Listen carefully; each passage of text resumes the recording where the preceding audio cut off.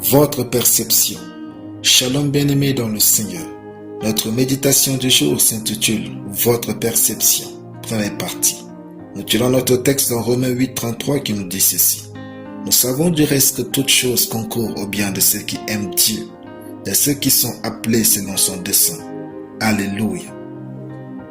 Votre perception est ce qui maintient vivant les douleurs de la vie en vous.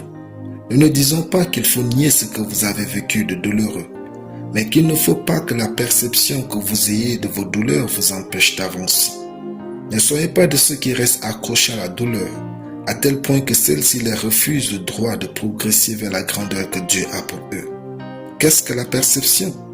La perception est l'explication qu'on se donne soi-même par rapport à ce qu'on a vécu ou enduré. Elle est votre manière de vous expliquer l'attitude des autres envers vous et les situations que vous avez expérimentées. La perception n'est pas la vérité. Elle est l'observation qu'on croit avoir de façon légitime, ce qui rend davantage une douleur légitime quand l'explication ou l'expérience est difficile, même si Dieu voit les choses autrement. La perception est changeable si vous êtes prêt à être meilleur. Peu importe ce que vous avez vécu, Dieu a la meilleure explication. Il est écrit, nous savons du reste que toute chose concourt au bien de ceux qui aiment Dieu, de ceux qui sont appelés selon son dessein. Il n'y a rien que vous ayez vécu pour votre mal. Tout est permis par Dieu pour votre bien. Si vous pensez ainsi, vous réussirez.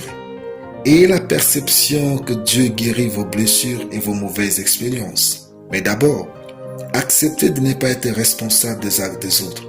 En fait, ce n'est pas de votre faute qu'ils vous aient maltraité, c'est ce qu'ils sont. Ensuite, réalisez que Dieu a caché votre destinée dans votre histoire, même ce qui a été douloureux. Tout ce que vous avez vécu jusqu'à ce jour visait à faire sortir la meilleure version que Dieu attend de vous. Par exemple, la haine des frères de Joseph, l'accusation de la femme de Potiphar, la prison étaient les voies de Dieu pour l'amener à la primature. Pour David, outre la maltraitance de sa famille, les brebis familiales étaient sa préparation pour diriger le peuple d'Israël. Dieu a mis chacun de nous en contact avec sa destinée à travers les choses qu'il a vécues. Tout ce que vous avez vécu avait un sens divin pour votre réussite. Alléluia. Prions. Je déclare que je marche dans les perceptions de Dieu pour ma vie, ma foi et ma réussite au nom de Jésus. Amen. La lecture biblique en une année. Jérémie chapitre 21 à Jérémie chapitre 25. Soyez bénis, c'était le pain du ciel.